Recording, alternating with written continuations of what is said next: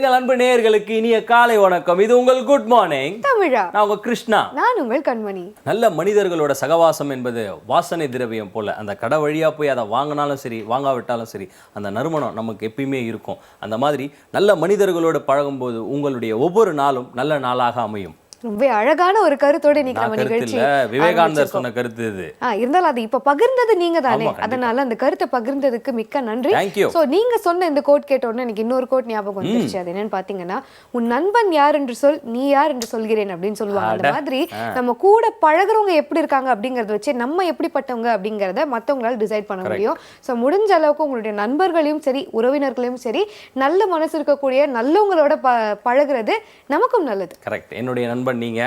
இன்னைக்கு ஒரு நல்ல கதையோட வந்திருப்பீங்க. என்ன ஒரு நல்ல பாதையில எடுத்துட்டு போறது இல்லாம நம்ம நேயர்களையும் அழகான பாசிட்டிவா ஸ்டெப் இன் பண்ணணும். இன்னைக்கு டே ஃபுல்லா எனர்ஜியா இருக்கணும். ஏன்னா பொங்கல் லீவ் எல்லாம் முடிச்சுட்டு எல்லாரும் அப்படியே அசந்து சோர்ந்து ஏந்து வந்திருப்பாங்க.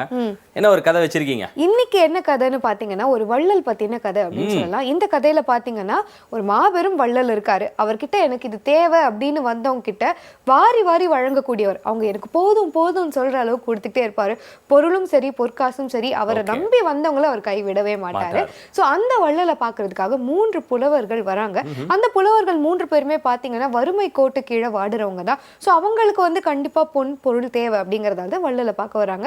வள்ளலை பார்க்க வரும்போது என்ன ஆகுதுன்னு பாத்தீங்கன்னா அவர் வீட்டில் இல்லை, எங்க போயிருக்காரு அப்படின்னு பார்க்கும்போது அவர் வயலுக்கு போயிருக்காரு அப்படின்னு சொல்றாங்க. அதனால அந்த 3 புலவர்களுமே அவரை தேடி வயலுக்கு போறாங்க. வயலுக்கு போகும்போது அந்த 3 புலவர்களும் வள்ளலை பார்த்துடுறாங்க. அப்போ வள்ளல் என்ன பண்ணிட்டு இருக்காருன்னு பாத்தீங்கன்னா கீழே சிதறி கிடக்கக்கூடிய அந்த நெற்பயிர்கள் நெல்லெல்லாம் இருக்கும்ல அதெல்லாம் வந்து கொஞ்சம் கொஞ்சமா எடுத்துக்கிட்டு இருக்காரு.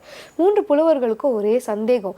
இந்த வள்ளலை பத்தி நம்ம ஆஹா ஓஹோன்னு பயங்கரமா கேள்விப்பட்டோமே, இந்த மாதிரி நெற்பயிர்கள் எல்லாம் சாதாரண நெல்லு தானே, கீழே கொஞ்சம் சிதறி இருக்கு, அதனால என்ன அவருக்கு பெரிய லாஸ் ஆயிட போகுது அப்படின்னு சொல்லி பேசிட்டு இருக்காங்க. இவரா நமக்கு பொருள்லாம் தரப்போறான்ற ஒரு சந்தேகம் வந்துருது அவங்களுக்கு. இவங்க அந்த புலவர்கள் பேசிட்டு இருக்க எல்லாத்தையுமே வள்ளல் கேட்டுறாரு. அதுக்கப்புறம் வள்ளல் எல்லா நெற்பயிர்களையும் கொஞ்சம் கொஞ்சமா கையில எடுத்து வச்சுட்டு வராரு.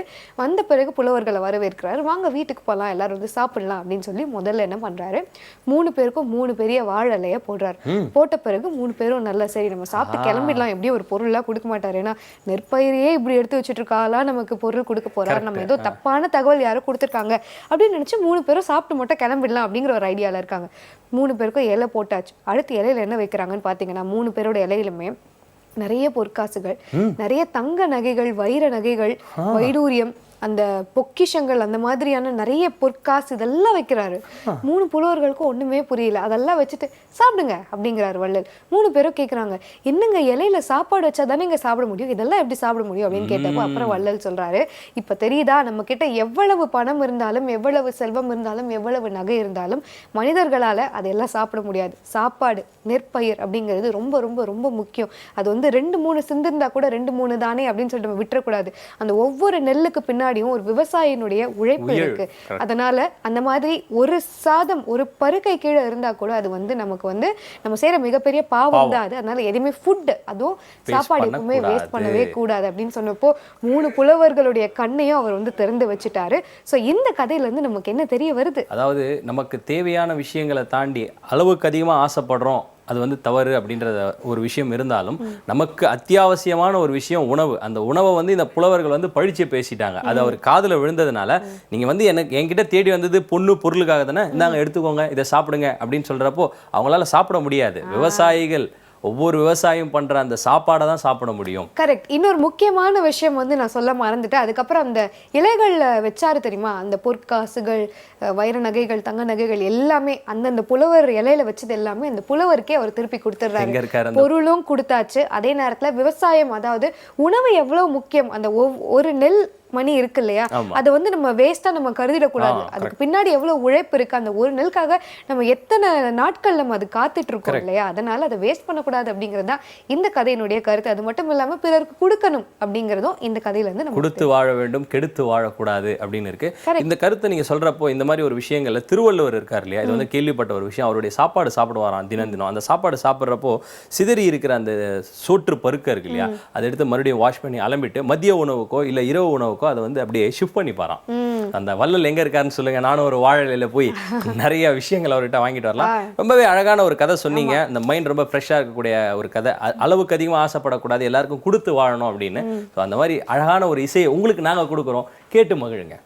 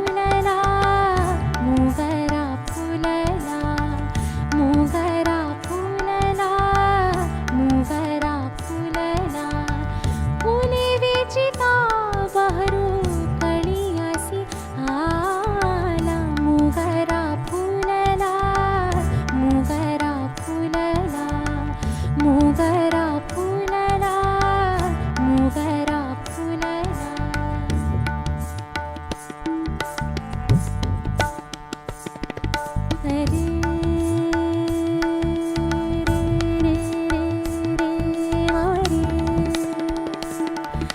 மரி மரி மரி மதனி மரி தனி மத மதனி மரி மதனி மரி மரி மதனி மரி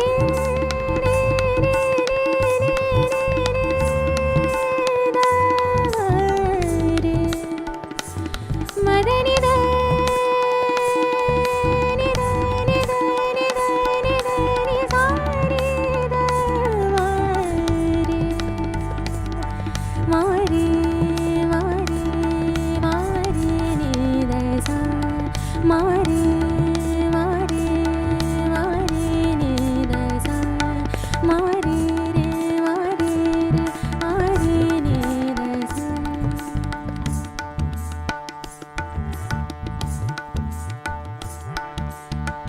मनाची गुंती गुंफियल शीला मनाची गुंती गुंफियल शीला बाप रखुमदेवी वरे विठ्ठली अर्पिला मोगरा फुलला मोगरा फुलला मोगरा फुलला मोगरा फुलला फुले वेचिता बहरू कळी असी आला मोगरा फुलला मोगरा फुलला मोगरा फुलला मोगरा फुलला मोगरा फुलला मोगरा फुलला मोगरा फुलला मोगरा फुलला.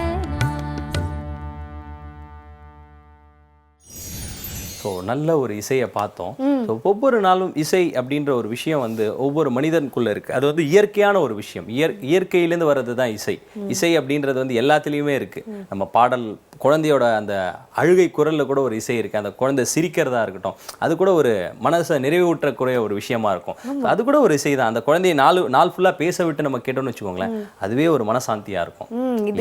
இதுக்கு இணையான ஒரு திருக்குறளும் இருக்கு. என்னன்னு பாத்தீங்கன்னா, குழலினிது யாழினிது என்பர் எம்மக்கள் மழலை சொல் கேளாதவர் அப்படின்னு. அதாவது அந்த குழந்தையினுடைய மழலை மொழியை கேட்காதவங்க தான் குழல், அதாவது புல்லாங்குழல் தான் ரொம்ப இனிமை, இல்ல வீணையுடைய ஒளி தான் ரொம்ப இனிமை அப்படின்னு சொல்லிட்டு இருப்பாங்களாம். குழந்தையினுடைய மழலை மொழியை ரசிக்க தெரியாதவங்க.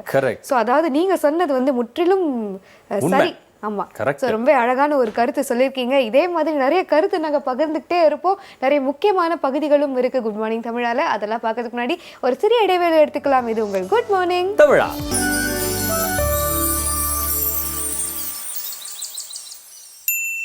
Welcome back to good morning தமிழா. வல்லமை கொள். வாழ்நாளில் ஒவ்வொரு நாளும் நம்மளுடைய ஆயுளை வளர்க்கறதுக்கான ஒரு விஷயம் அப்படின்னா அது யோகாசனம் அப்படின்னு சொல்லலாம். ஸோ ஒவ்வொரு நாள் எனக்கு வந்து எவ்வளோ ஆயுள் அப்படின்றது தெரியாது.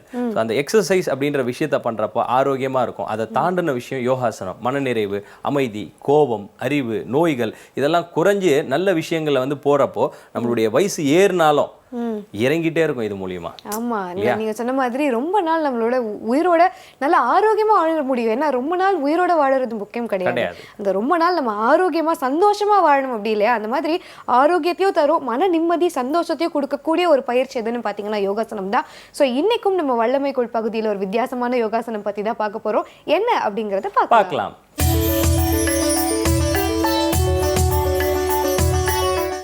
அனைவருக்கும் என் இனிய காலை வணக்கம். இன்றைக்கி நம்ம பார்க்க போகிறதும் ஒரு அப்டமன் சம்மந்தப்பட்ட யோகா தான். நம்மளோட வயிறு வந்து ரொம்ப முக்கியமான ஒரு விஷயம், ஒரு இம்பார்ட்டண்ட் ரோல் ப்ளே பண்ணுது. எந்த அளவுக்கு உங்களோட வயிறு முன்னே இருக்கோ அந்த அளவுக்கு உங்களோட ஆரோக்கியம் பின்னே இருக்குன்னு அர்த்தம். அதனால் உங்களுடைய வயிறை எந்த அளவுக்கு ஸ்லிம்மாக வச்சுக்கிறீங்கன்றது ரொம்ப முக்கியம்.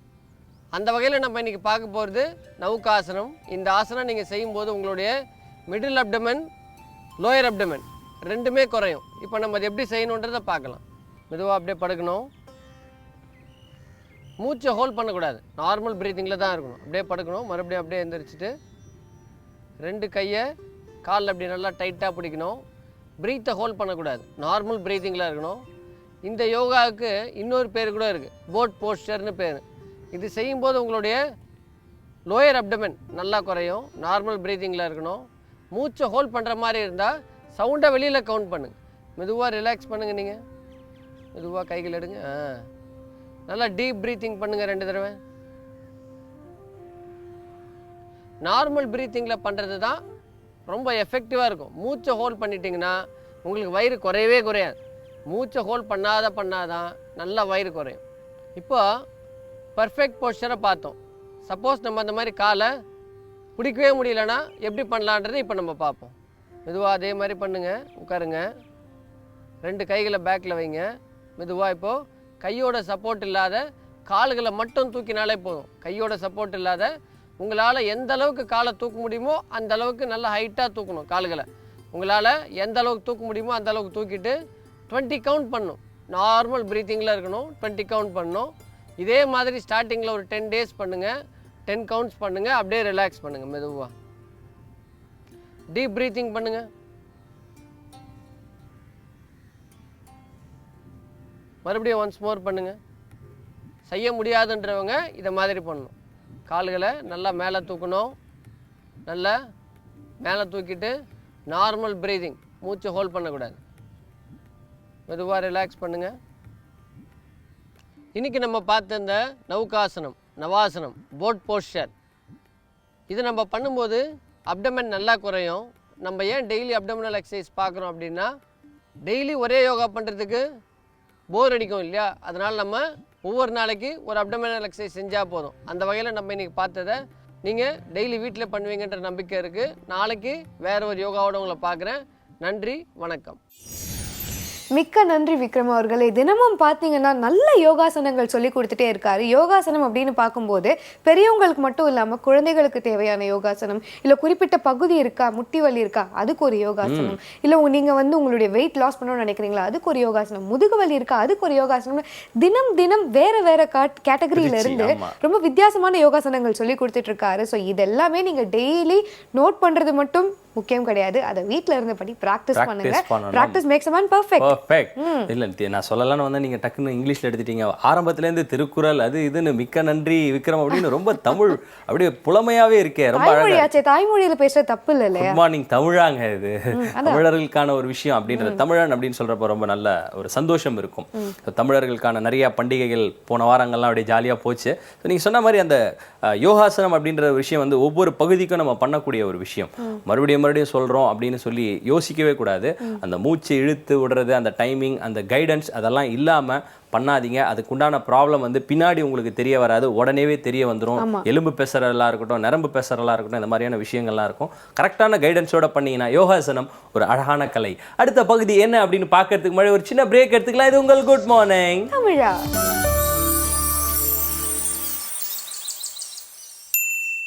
Welcome back to good morning Tamizha.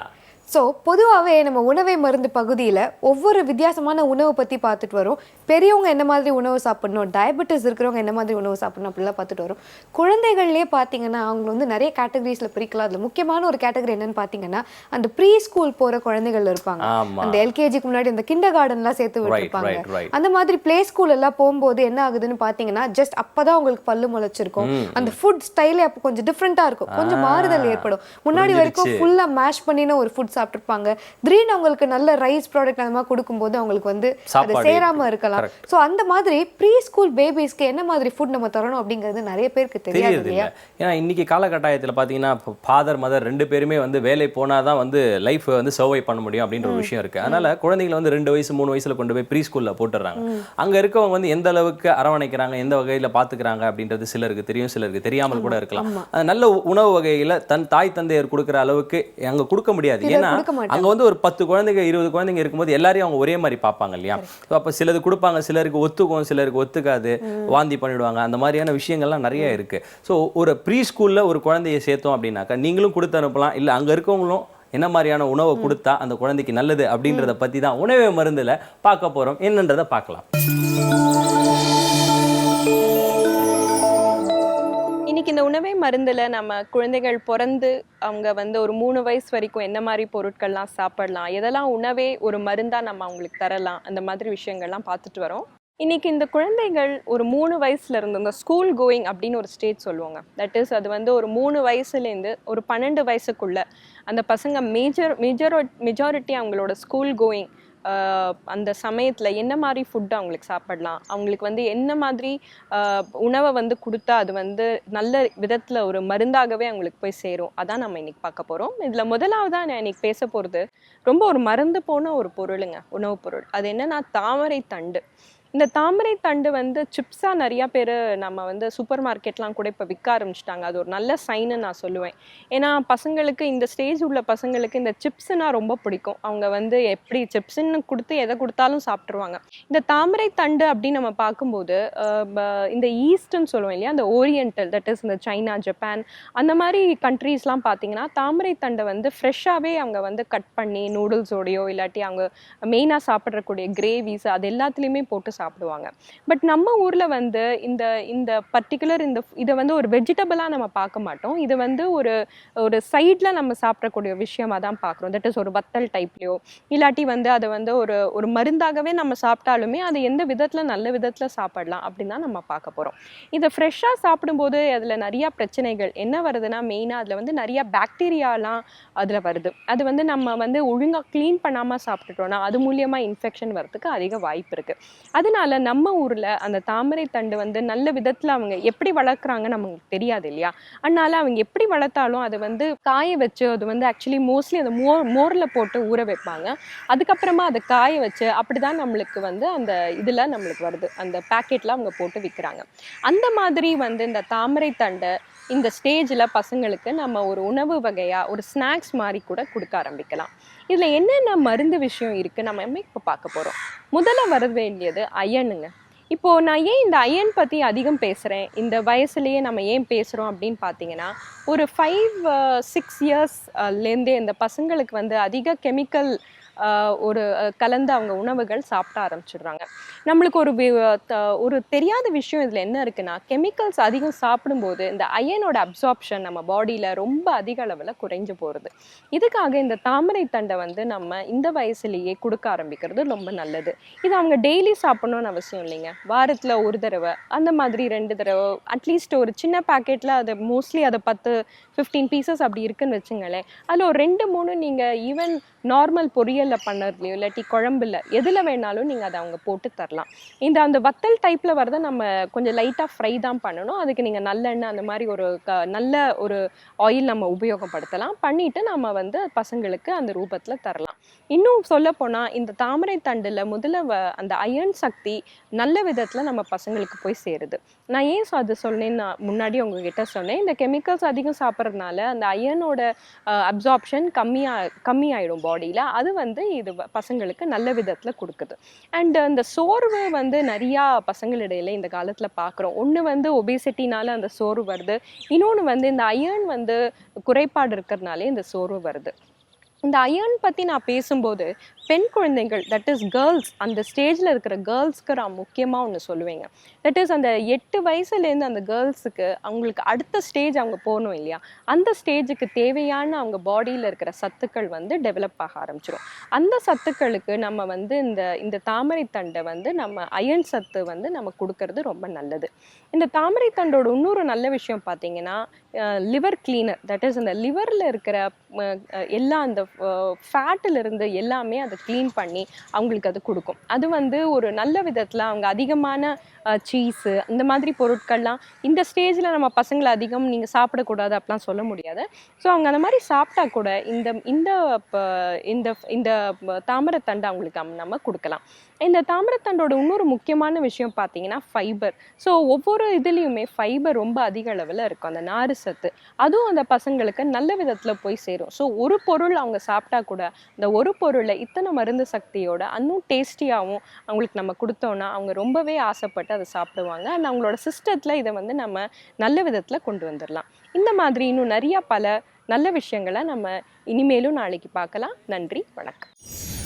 Thank you Uma Raghavan. ரொம்பவே அழகான ஒரு கருத்து வந்து சொன்னாங்க. குழந்தைங்களுக்கு எப்படியாப்பட்ட உணவுகள் கொடுக்கணும், அது ப்ரீ ஸ்கூல் போற குழந்தைங்களுக்கு இந்த மாதிரியான உணவுகள் கொடுத்தா அவங்களுடைய ஆரோக்கியம் நல்லா இருக்கும். ஏன்னா அதுதான் அவங்களுடைய பேசிக். ஒரு கட்டடம் கட்டுறோம் அப்படின்னாக்கா பில்லர் போட்டதுக்கு அப்புறம் தான் வீடு கட்ட முடியும் அப்படின்னாங்க. அந்த பேஸ்மெண்ட் ஸ்ட்ராங்கா இருந்தா தான் பில்டிங்கும் ஸ்ட்ராங்கா இருக்கும் அப்படின்னு சொல்றீங்க. கரெக்ட். குழந்தையா இருக்கும்போதே நம்ம என்ன மாதிரியான உணவு அவங்களுக்கு கொடுக்குறோம் அப்படிங்கிறது ரொம்ப ரொம்ப முக்கியம். அப்பதான் பெரியவங்களான பிறகு ஹெல்த்தியா எனர்ஜெட்டிக்கா இருக்காங்க இல்லையா? சோ ரொம்ப தேவையான ஒரு தகவல் தான் கொடுத்திருக்காங்க. இதே மாதிரி நிறைய சுவாரஸ்யமான பகுதிகள் உங்களுக்கு காத்துட்டு இருக்கு. அதெல்லாம் பார்க்கறதுக்கு முன்னாடி ஒரு சிறிய இடைவேளை எடுத்துக்கலாம். இது உங்களுக்கு குட் மார்னிங் தமிழா.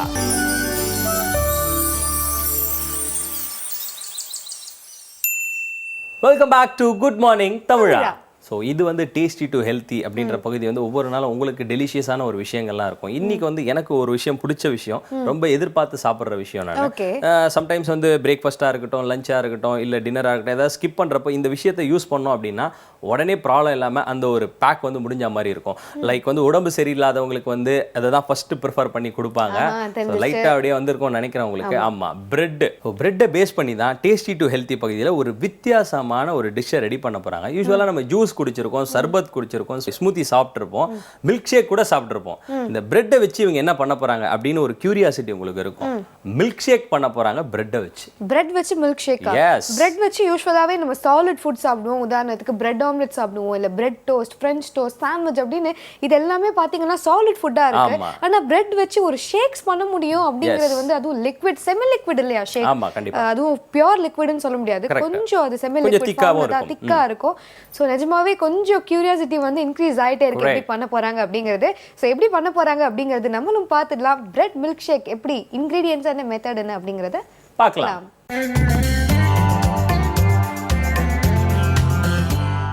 அனைவருக்கும் வணக்கம். நம்மளோட டேஸ்டி டு ஹெல்த்தி பகுதியில் வந்து நம்ம வெரைட்டி ஆஃப் ஃபுட்ஸ் வந்து பார்த்துட்ருக்கோம். அதே மாதிரி இன்றைக்கி நம்ம பார்க்குறது வந்து ஒரு சூப்பரான மில்க் ஷேக் தான் பார்க்க போகிறோம். Bread milk shake. தேவையான பொருட்கள் என்னென்னு பார்த்துடலாம். Bread, milk, condensed milk, honey, nuts. First வந்து நான் ப்ரெட்டோட சைட்ஸ் எல்லாமே வந்து கட் பண்ணி வச்சுருக்கேன். ப்ரெட் இதில் போட்டுக்கலாம். தென் வந்து பால். நீங்கள் நார்மல் மில்க்கு இல்லை கோகோனட் மில்க் எது வேணாலும் ஆட் பண்ணிக்கலாம். நெக்ஸ்ட் வந்து நம்ம இதில் தேன் ஆட் பண்ணிக்கலாம். இப்போ வந்து ஸ்வீட்னஸ்க்காக நம்ம தேன் ஊற்றியாச்சு. நெக்ஸ்ட் வந்து கண்டென்ஸ்டு மில்க் இதில் ஆட் பண்ணிக்கிறேன். வந்து இதை அப்படியே மிக்சியில் போட்டு நல்லா பிளெண்ட் பண்ணிடலாம்.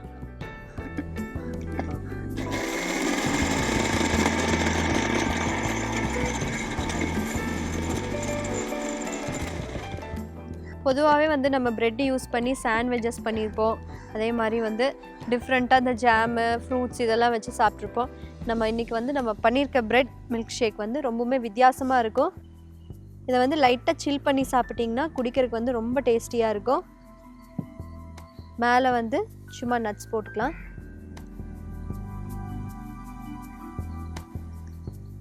உங்களுக்கு வீட் பிரெட் கிடச்சதுன்னா வீட் பிரெட் கூட இதில் ஆட் பண்ணிக்கலாம். நம்மளோட பிரெட் மில்க் ஷேக் தயாராகிடுச்சு.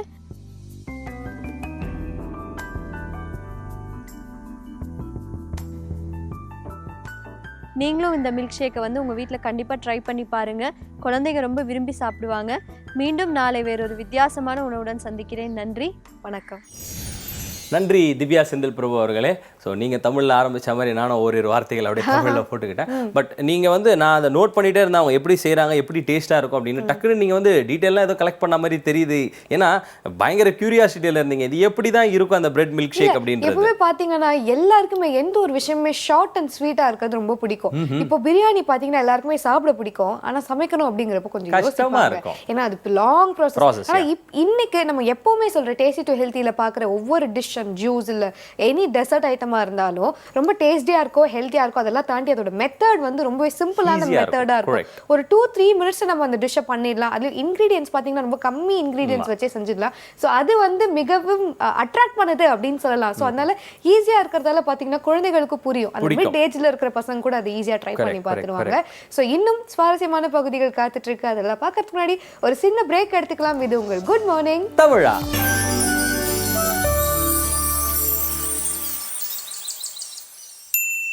Welcome back to good morning தமிழா. நாளும் நல்லவை. நல்ல நாள் எப்படி அமையும்? நல்ல கருத்தோட ஒரு நல்ல தகவலோட அமையணும். நல்ல நினைப்பு இருக்கணும், நல்ல எண்ணங்கள் இருக்கணும். நம்ம ஸ்டார்ட் பண்ற டேவே வந்து இன்னைக்கு ஓகே இந்த டார்கெட் எனக்கு இருக்கு, இதெல்லாம் டீடைல் அப்படின்னு பாயிண்ட்ஸ் போட்டு டு டூ லிஸ்ட்டை போட்டு வச்சுப்பாங்க இல்லையா, அதெல்லாம் போட்டு வச்சுட்டு பண்றப்போ நாள் நல்லா இருக்கும். சிலர் வந்து யோசிச்சு சில விஷயங்களை செய்வாங்க. நான் ஏற்கனவே சொன்ன மாதிரி ஒரு வாட்டி வந்து ஒரு ரோடை நம்ம கிராஸ் பண்றோம் அப்படின்னா பண்ணலாமா வேண்டாமான்னு ஒரு டபுள் மைண்ட் இருக்கும். அது பண்ணணும் அப்படின்னா பண்ணிடணும், பண்ணக்கூடாது அப்படின்னா பண்ணக்கூடாது. அந்த டபுள் மைண்ட் இருக்கும். ஒரு வேலையா இருக்கட்டும், ஒரு படிப்பா இருக்கட்டும், ஒரு சாப்பாடா கூட இருக்கட்டுமே. இப்ப ஒரு மணி தானே ஆகுது, ஒரு அரை மணி நேரம் கழிச்சு சாப்பிடலாம் அப்படின்னு இழுத்து நிறைய ஸ்கிப் பண்ற விஷயங்கள். செகண்ட் தாட்ஸ் இருக்கக்கூடாது அப்படின்னு சொல்றீங்க. எந்த ஒரு முடிவு எடுத்தாலும் அதுல கான்ஃபிடன்ஸ் இருக்கணும். ஸோ இதெல்லாம் பேசுறதுக்கு முன்னாடி ரொம்ப முக்கியமான ஒரு விஷயம் என்னன்னு பார்த்தீங்கன்னா, நம்மளுடைய உடல் ஆரோக்கியம் எவ்வளவு முக்கியம். அதுக்கு வந்து நம்ம தினமும் பார்த்துட்டு இருக்கோம் என்ன உணவு சாப்பிடணும். டேஸ்டி டு ஹெல்தி பகுதியில் பார்க்குறோம், உணவை மருந்து பகுதியில் ஒவ்வொரு காய்கறி அந்த வகைகளை பற்றி பார்க்குறோம். ஸோ இதெல்லாம் பார்த்தீங்கன்னா உடல் ஆரோக்கியத்துக்கு என்னதான் நம்ம சாப்பிட்டாலும் நம்ம மன ஆரோக்கியம் அப்படிங்கிறது எங்கேருந்து வரும் அப்படின்னு பார்த்தீங்கன்னா நம்ம கிட்ட இருந்து தான் அது ஸ்டார்ட் ஆகுது. நம்ம மகிழ்ச்சிக்கு காரணம் வேற யாருமே கிடையாது, நம்ம மட்டும்தான். ஏன்னா நம்மளை சுத்தி எவ்வளவு பிரச்சனைகள் நடந்தாலும், எவ்வளவு நெகட்டிவான விஷயங்கள் சம்பவங்கள் நடந்துட்டு இருந்தாலும், நம்ம இன்னைக்கு நான் சந்தோஷமா தான் இருக்க போறேன், என்னுடைய தாட்ஸ் எல்லாமே பாசிட்டிவா தான் இருக்க போது, அந்த ஹாப்பி வைப்ரேஷன்ஸை நான் மற்றவங்களுக்கு ஸ்ப்ரெட் பண்ணணும் அப்படிங்கிற முடிவை நம்ம எடுத்துட்டோம்னா என்னைக்குமே நம்ம சந்தோஷமா இருப்போம். நம்ம சுத்தி என்ன நடக்குது அப்படிங்கிறத நினைச்சு நம்ம வரி பண்ணவே மாட்டோம். ஸோ இந்த மாதிரியான நம்ம மனதளவில் எப்படி நம்மளை ட்ரெயின் பண்ணிக்கணும் அப்படிங்கிற விஷயத்தை தான் கீர்த்தன்யா இன்னைக்கு சொல்ல போறாங்க நாளும் நல்ல பகுதியில். ஸோ இன்னைக்கு கீர்த்தன்யா என்ன சொல்றாங்க அப்படிங்கறத பார்க்கலாம்.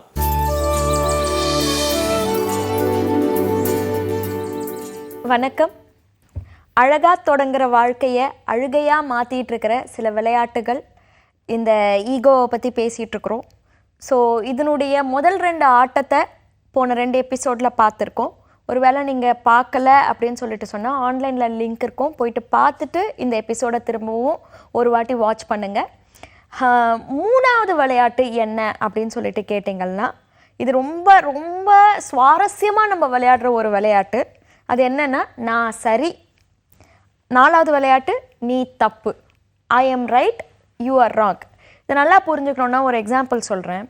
நம்மளோட நடுத்தர வர்க்க குடும்ப குழந்தைங்களுக்கே இல்லை அப்பா அம்மாவுக்கே என்ன ஒரு ஆசை அப்படின்னு சொல்லிட்டு கேட்டிங்கன்னா, என் வாழ்க்கையை நான் அழிச்சிக்கிட்டா கூட பரவாயில்ல, ஆனால் என் குழந்தை என்னை விட ஒரு நல்ல வாழ்க்கையை, ஒரு வாழ்க்கை நிலையை அடையணும் அப்படின்றத நம்மளோட கனவு.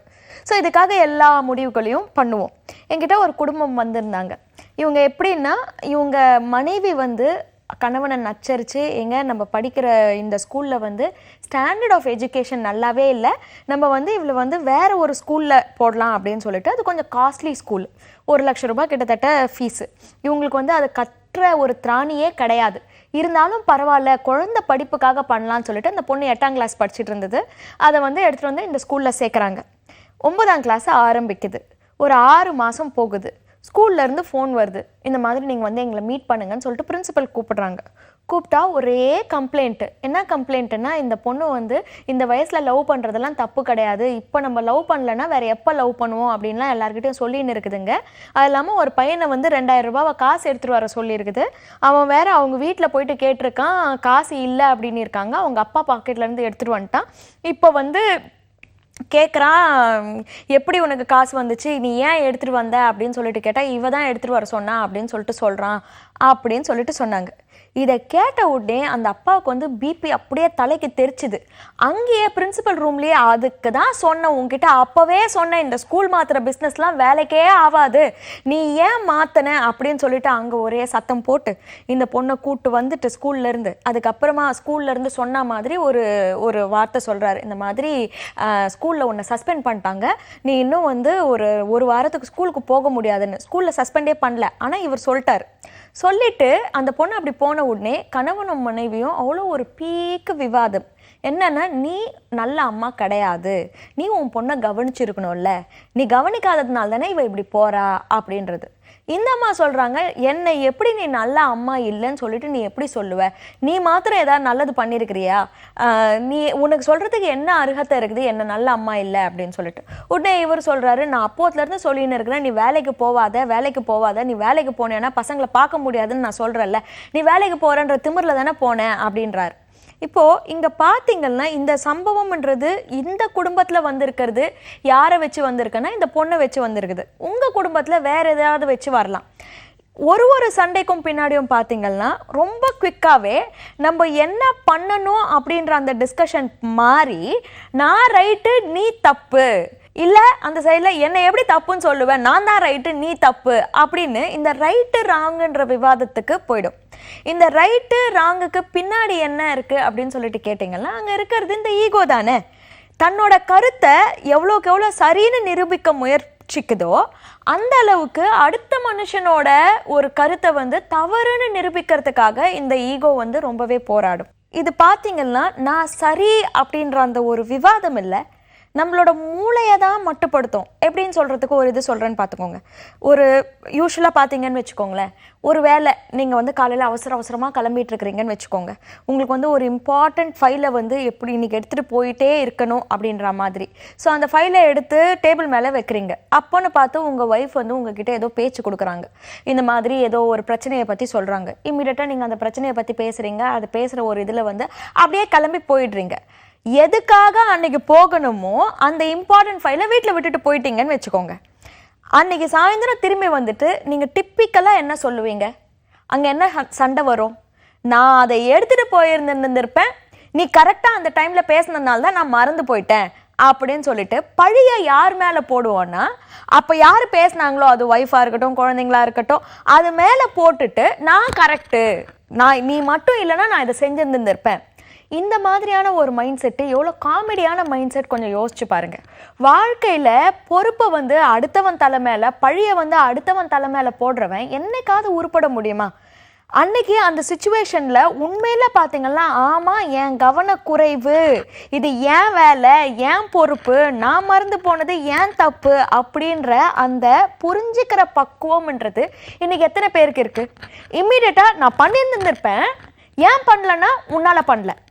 ஸோ இது வந்து பார்த்திங்கன்னா இந்த ஆட்டிடியூட் பார்த்திங்கன்னா எல்லா இடத்துலையும் வரும். ஆஃபீஸில் வேலை செய்கிறப்போ கூட வரும். நீங்கள் ஒரு ஐடியா சொல்லுவீங்க, அந்த ஐடியாவை வந்து எல்லாரும் அக்செப்ட் பண்ணிக்கிறாங்க, ஆனால் அந்த ஐடியா ஃபெயிலியர் ஆகிடுச்சு, ஃப்ளாப் ஆகிடுச்சு. இம்மீடியட்டாக அவங்க வந்து பாரு உன்னால தான் அப்படின்னு சொல்லிட்டு உங்கள் மேலே போட்டுருவாங்க. ஆக்சுவலாக அது உங்கள் மேலேன்னு சொல்லிட்டு சொல்லவே கூடாது, ஏன்னா அது வந்து ஒரு குரூப்பாக நம்ம பண்ணுறது தான். ஆனால் அந்த குரூப்புக்கான ரெஸ்பான்சிபிலிட்டி இன்றைக்கி தனி மனித வளம் இல்லாததுனால ஒரு 4 பேர் சேர்ந்தா அந்த குரூப்பில் கூட வளம் இல்லாமல் போயிடுது. ஸோ ஒரு நபர் நீங்கள் ஐடியா சொன்னீங்க அப்படின்னு சொல்லிட்டு சொன்னீங்கன்னா உங்கள் மேலே பழியை சுமத்துறது, அங்கே பழி சுமத்துறதா வேலை. அடுத்தது எது பண்ணால் அந்த டெசிஷனை வந்து நம்ம கரெக்ட் பண்ண முடியும் அப்படின்றது தான் வேலை. ஆனால் அந்த டெசிஷன் மேலேயே போகாமல் பழி சுமத்துறதுல கேம்ஸ் போயிடுது. நான் கரெக்டு நீ தப்பு அப்படின்னு சொல்லிட்டு. இப்போ பழி சுமத்தப்பட்டவங்க என்ன பண்ணுவாங்க? இப்போ உங்கள் ஐடியாவால் தான் உன்னால தான் அப்படின்னு சொல்லிட்டு சொல்கிறப்போ நம்ம வந்து இம்மீடியட்டாக ரைஸ் ஆகும், என்னால் நீ எப்படி நீங்கள் சொல்லுவீங்க, நீங்களும் தானே தப்பு பண்ணீங்க அப்படின்றது. அங்கே வந்து நிற்கிறது தான் ஈகோ. அங்கே அசர்ட்டிவாக எப்படி அதை கம்யூனிகேட் பண்ணிவிட்டு எப்படி முன்னாடி போகிறது அப்படின்றது அது ஒரு தனிப்பட்ட கலை, அது பேச்சுக்கலை. இன்றைக்கி நம்ம பேச்சுக்கலையை வந்து நம்ம கற்றுக்கிறதே கிடையாது. ஒரு பிரச்சனையை எப்படி சால்வ் பண்ணணுன்றதை வந்து நம்ம கற்றுக்கிறதே கிடையாது. அங்கே பரஸ்பரம் குற்றம் சுமத்துதலும் பழி சுமத்துதலும் மட்டும்தான் நடக்குது.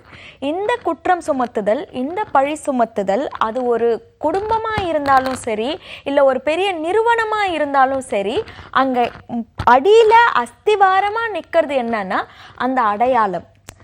நான் அப்படின்ற அந்த அடையாளம்ன்றது அது தன்னைத்தானே காப்பாற்றிக்கிறதுக்காக அது ஆடுற அந்த 6 விளையாட்டுகள். அதில் இப்போதைக்கு நம்ம 4 விளையாட்டு பார்த்துட்ருக்குறோம். முதல் 2 விளையாட்டு போன எபிசோட்ஸில் பார்த்துட்டோம். இந்த எபிசோடில் வந்து நான் ரைட்டு நீ ராங்கு அப்படின்றத பற்றி பார்த்துக்கிட்டு இருக்கோம். இதை பற்றி இன்னும் கொஞ்சம் விலாவரியாக நாளைக்கு பேசலாம். இதை வந்து ஒருத்தரும் நல்லா புரிஞ்சுக்கணுன்றது வந்து வாழ்க்கையில் நீங்கள் நிம்மதியாக இருக்கணும்னு நினச்சிங்கன்னா இந்த ஈகோவோட புரிதல்ன்றது வந்து அவ்வளோ முக்கியம். ஸோ தொடர்ந்து பார்த்துட்ருங்க. நாளைக்கு நம்ம இதை இன்னும் விலாவரியாக பேசலாம். நன்றி, வணக்கம். தேங்க்யூ கீர்த்தன்யா. ஸோ நாளும் நல்லவை அப்படிங்கிற டைட்டில் கேட்ட மாதிரியே தினம் ஒவ்வொரு நாளும் நல்ல தகவல்கள் கொடுத்துட்டு வராங்க. அது எல்லாமே பார்த்தீங்கன்னா நம்மளுடைய மனது சார்ந்த தகவல்களாக இருக்குது. ஸோ நம்மளுடைய மனதை எவ்வளவு சந்தோஷமாக வச்சுக்கலாம், எவ்வளவு சரியான எண்ணங்கள் நம்மளுடைய மனசில் இருக்கணும் அப்படிங்கிறது வந்து தினம் கீர்த்தன்யா சொல்லிட்டு வராங்க. கரெக்ட். ஆன்றோர் சொல்கிற விஷயத்த சான்றோர் கேட்க மாட்டாங்க அப்படின்வாங்க. சிலர் வந்து சொல்கிற விஷயத்தை எடுத்துப்பாங்க, சிலர் விஷயத்தை சொல்கிறத எடுத்துக்க மாட்டாங்க. நல்ல ஒரு விஷயத்தை எப்பயுமே நம்ம எடுத்துக்கிட்டோம் அப்படின்னா அது நல்லது. பிறர் அடைந்த பயனை நான் அடையக்கூடாது என்பதற்காகவே நான் சொல்கிறேன் அப்படின்னு சொல்லி தமிழர்களே நிறைய பேர் சொல்லுவாங்க. பட் நான் பட்ட கஷ்டத்தை நீ படக்கூடாது அப்படின்னு தான் பெற்றவங்களும் இன்னைக்கு நம்மளை வந்து நல்ல கஷ்டப்பட்டு வளர்க்குறாங்க. அது நிறைய பேருக்கு புரியறது இல்லை. அந்த மாதிரி வர ஒரு ஜென்ரலான விஷயங்களை நம்ம பேசுகிறப்போ நல்ல ஒரு அறிவு வளர்றதுக்கான வாய்ப்புகள் உண்டு.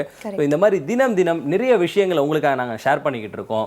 உங்களால் முடிஞ்ச நல்ல கருத்துக்களை நீங்களும் பலருக்கு சொல்லுங்க, நல்ல பயனடைங்க. நாளைக்கு வேற ஒரு தகவலோட உங்களை சந்திக்கும் வரை உங்களிடம் விடைபெறுவது உங்கள் கிருஷ்ணா, உங்கள் கண்மணி. இது உங்கள் குட் மார்னிங் தமிழா.